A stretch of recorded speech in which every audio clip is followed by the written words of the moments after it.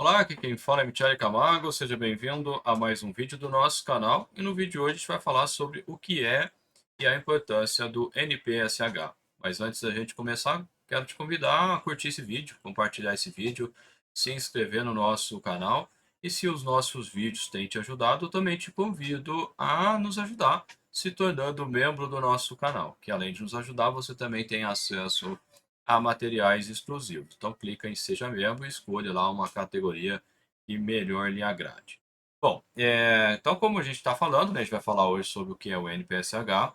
E o NPSH, ele é uma sigla que é internacionalmente aceita, utilizada, por isso que em materiais em português, por exemplo, a gente não traduz, não costuma traduzir o NPSH.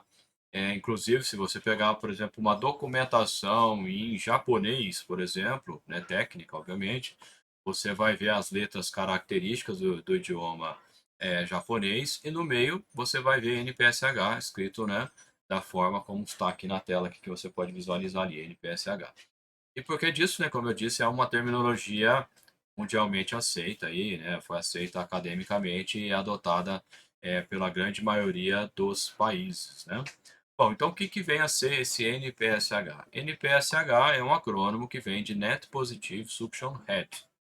E traduzindo, se a gente fosse traduzir letra a letra, net é líquido, positivo, positivo, suction é sucção, e head, se a gente fosse traduzir ao pé da letra, seria cabeça. Mas no inglês técnico, head significa altura, né? Então, quando a gente diz que eu saio, né, dessa posição para essa posição, então essa distância vertical aqui no inglês seria um head qualquer. Aí eu não vou entrar em maiores detalhes, mas tem lá head estático, né, o static head, dynamic head e por aí vai, né? Suction head, esqueci agora a terminologia de discharge head, sei lá, alguma coisa assim.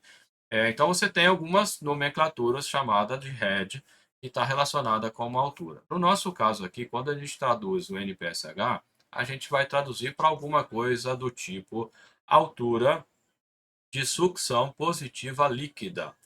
Então, essa altura que a gente se refere não é uma altura física, é uma altura que você mede em metros, é uma altura de energia. E o que que seria a altura de energia? Você pode pensar assim, mas a energia não é unidade de comprimento, e você está correto em pensar dessa forma. Mas na mecânica dos fluidos, principalmente quando se lida com líquidos, é muito comum utilizar esta forma de mensurar a energia. E como é que eu obtenho essa energia em metros? Se a gente pegar a energia, que é joule vezes metro, que é joule, aliás, que é newton vezes metro, em termos, né, de unidade padrão, dividir pelo peso do produto, do líquido, que é também newton. Então você tem lá newton vezes metro dividido por newton. Newton com newton corta, sobra só metro. Então a altura de energia nada mais é do que a energia contida no líquido por unidade de peso, que por simplificação dimensional acaba ficando só em metro. Então, quando você fala que a altura manométrica de uma bomba é 50 metros, isso não significa que é uma altura física de 50 metros, é mais do que isso. É uma energia maior do que esse valor, né? Então, é só para, né, contextualizar e você entender essas terminologias que elas confundem bastante, principalmente quando a gente está no começo desse tipo de estudo. Bom, beleza. Já, né, fiz essa preâmbulo te explicando sobre as terminologias e, afinal de contas, o que que é o NPSH, né? O que que seria essa altura de sucção positiva líquida? Talvez se você possa pegar algum material, pode ter alguma troca, né? Altura líquida de positiva de sucção, sei lá. Pode ter alguma variação nesse sentido, mas é mais ou menos isso aí que você vai encontrar. Mas o que que seria isso então? O NPSH ele está relacionado com o fenômeno da cavitação. No fenômeno da cavitação, a gente já falou vários vídeos disso, dá uma olhada no canal, a gente vai explicar em maiores, a gente explica lá em maiores detalhes. Mas só para você entender, se você está chegando aqui e não ficar no vácuo, cavitação é quando você tem o líquido chegando na pressão de vapor, e na pressão de vapor, como o próprio nome fala, ele começa a vaporizar. ele vai vaporizar mais ou menos, né, dependendo do quanto de pressão ele vai atingindo. Então, digamos que a pressão de vapor seja 10. Ele chegou a 10, ele começa a vaporizar. Não é que ele vai ser instantâneo, tudo vira vapor. Quando você chegar a 9, eu já tenho uma quantidade maior de vapor. Cheguei a 5, mais vapor ainda, e assim por diante, né? E qual que é o problema disso? Na linha de sucção, você naturalmente vai perdendo pressão no escoamento. E como você muitas das vezes bombeia a partir de um reservatório a pressão atmosférica, para efeito efetivo de pressão, a pressão atmosférica a gente considera zero, porque é a nossa referência. Então, se eu tenho pressão zero e eu continuo indo no meu escoamento, a pressão vai caindo mais ainda. Então, eu vou ter pressões negativas, pressão de vácuo na minha instalação. Por isso que ele é chamado se a bomba estiver não afogada. E aí, por isso que é chamado de sucção negativa, né? A linha de sucção ataca a pressão negativa. E aí, o que acontece? Fica mais fácil de você atingir a pressão de vapor do líquido que você está bombeando nessas condições. Bom, até aí, se formasse vapor, não seria problema. O problema é quando chega na bomba. Na entrada do rotor, você tem um ponto de menor pressão do seu sistema.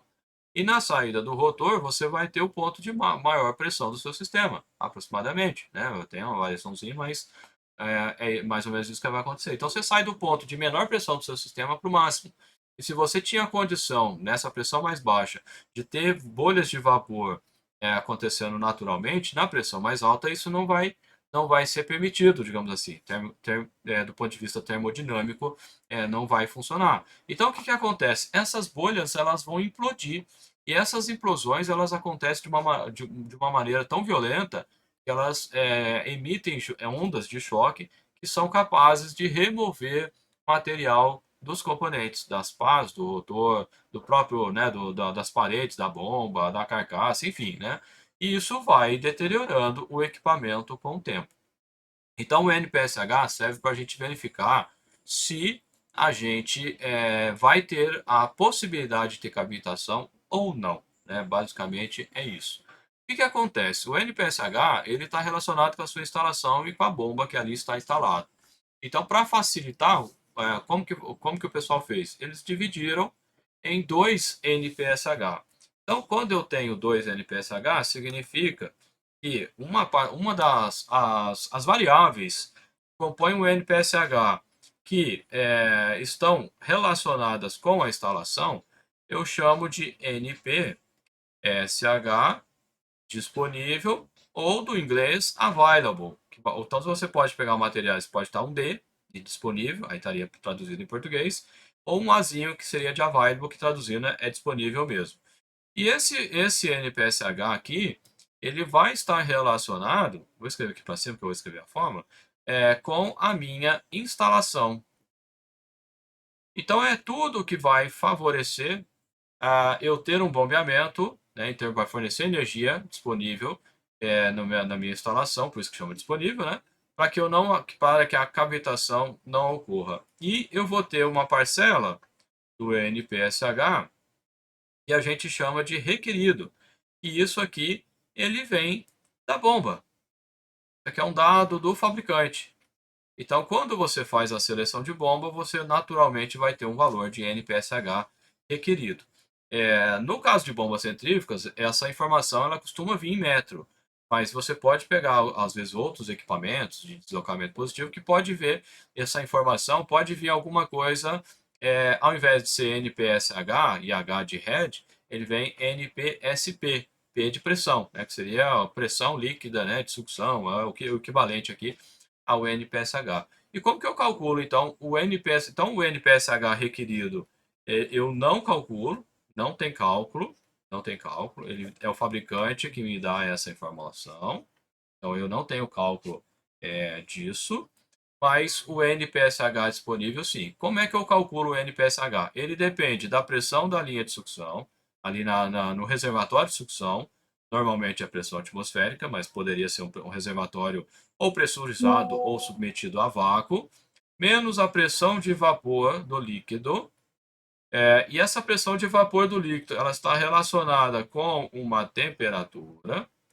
O que significa? Qual que é a influência da temperatura na pressão de vapor? Quanto maior a temperatura do líquido, maior vai ser a pressão de vapor. Quanto maior a pressão de vapor, veja que aqui é menos, né, ele vai contribuir para cavitar, para ter menos NPSH disponível. E o que, que eu quero, né? Quando que eu não tenho cavitação? Quando o NPSH disponível é maior do que o NPSH requerido. Como eu não sou bobo nem nada, eu coloco aqui um fator de segurança.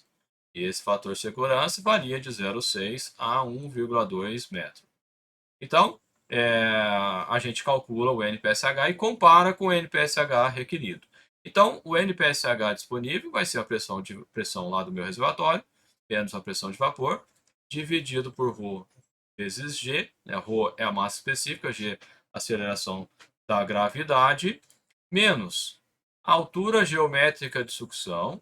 O que seria a altura geométrica de sucção? Digamos que eu tenho aqui o meu reservatório, e aí eu tenho aqui uma bomba. E a bomba vai puxar daqui. Então, a minha altura geométrica de sucção, neste caso, aqui, vai ser este valor aqui. Esse seria a minha altura geométrica de elevação.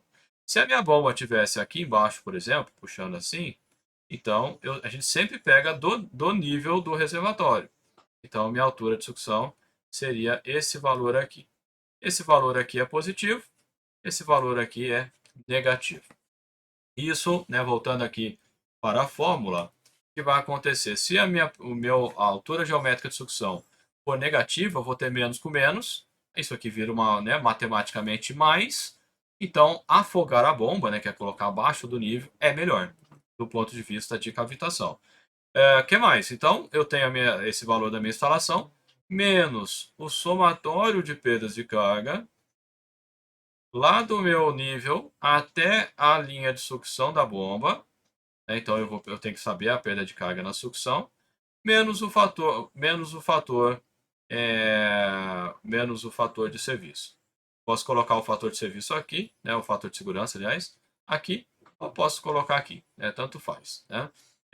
Vou deixar, né, do jeito que eu coloquei aqui, só vou tirar o menos aqui. Então, esse seria, né, a maneira como nós verificamos o NPSH em termos de cálculo. Se o NPSH disponível calculado ele for maior do que o requerido mais esse fator de segurança, então eu provavelmente não vou ter cavitação. Por que, que eu estou falando provavelmente eu não vou ter cavitação? Porque a cavitação não é o único motivo dela, né, de chegar nessa pressão. Isso que eu relatei, né, da pressão ir diminuindo ao longo do escoamento, né? Pode acontecer em algumas situações, como restrições, por exemplo, pode acontecer de você atingir momentaneamente a pressão de vapor ali. Mas aí eu já comentei isso em outros vídeos, também não é o caso aqui, né? Agora, quando o NPSH disponível ele é menor do que o NPSH requerido, a bomba vai cavitar com certeza, né? Então, esses seriam os pontos. E como que eu calculo as perdas de carga, né? Deixa eu voltar aqui. A perda de carga, para você não ficar aí no vácuo, né? Existe dois tipos. A perda de carga. Existe a distribuída, existe a localizada. A distribuída, uma das maneiras que a gente calcula ela, é em função do fator F vezes o comprimento, quanto maior o comprimento, maior a perda de carga, velocidade ao quadrado, dividido pelo diâmetro, dividido por 2G. Então, quanto maior o diâmetro, quanto maior o comprimento, maior, né, a perda de carga, quanto maior o diâmetro, menor a perda de carga. Bom, e esse fator F, da onde que sai? O fator F, uma das maneiras, é através do diagrama de Moody. E o diagrama de Moody, eu preciso do número de Reynolds e eu preciso da grandeza dH sobre K. O número de Reynolds, ele sai, ele, né, vale, vou escrever aqui embaixo. O número de Reynolds, ele é ρ vezes V vezes o diâmetro, então ρ vezes a massa específica vezes a velocidade vezes o diâmetro, dividido pela viscosidade do fluido. E o dH sobre K, o K ele vem do material. O diâmetro, então você entra no diagrama, você obtém o F. Existem fórmulas empíricas, mas eu não lembro a fórmula de cabeça, ela é bem grandona, então não vou me arriscar a escrevê-la aqui. Já né, a perda de carga localizada, ela é igual a um fator K, que é né, o fator de perda de carga localizada, vezes a velocidade ao quadrado dividido por 2g.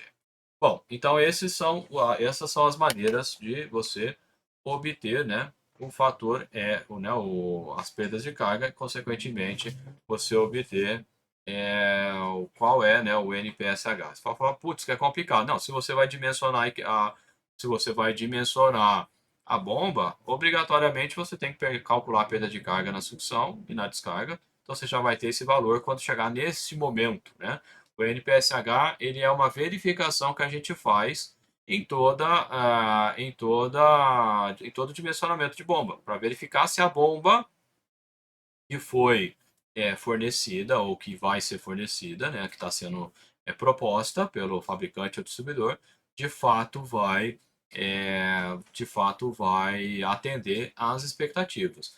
O que acontece se eu não me atentar para essa questão do NPSH? A bomba vai ficar cavitando e com a cavitação, primeira coisa, né, ela vai provocar erosão, né, nos componentes. Então, isso vai aumentar o desbalanceamento. Isso gera vibrações, né, que vai danificar o equipamento mais cedo. Consequentemente, o equipamento vai estar mais sujeito a manutenção mais frequente. Então, com isso, sem contar o barulho, né, o ruído, né, a bomba treme bastante, né, isso é visível, né, inclusive num dos vídeos lá eu mostro o barulho, né, referente ao fenômeno da cavitação. Né. Se você achou complicado isso aqui, né, a minha sugestão para você é fazer o meu curso. Né. A gente vai ter agora, semana que vem, uma turma, né, lá do curso Especificação de Bomba Centrífuga, que a gente faz todo passo a passo, incluindo, né, o cálculo do NPSH, né, e essa discussão, se vai cavitar ou não vai cavitar, a gente aborda nesse treinamento aqui. Né? São 4 dias ao vivo, mais os vídeos gravados, então são 12 horas ao vivo, né? Que você tem a oportunidade de, né, conversar diretamente com a gente e tirar suas dúvidas, né, sobre o processo de especificação de bombas centrífugas. Então fica aí o convite para participar com a gente, vai ter na descrição do vídeo, né, esse link. Qualquer coisa, chama no WhatsApp que a gente tira a dúvida também. Beleza, pessoal? Um abraço e a gente se vê no próximo vídeo.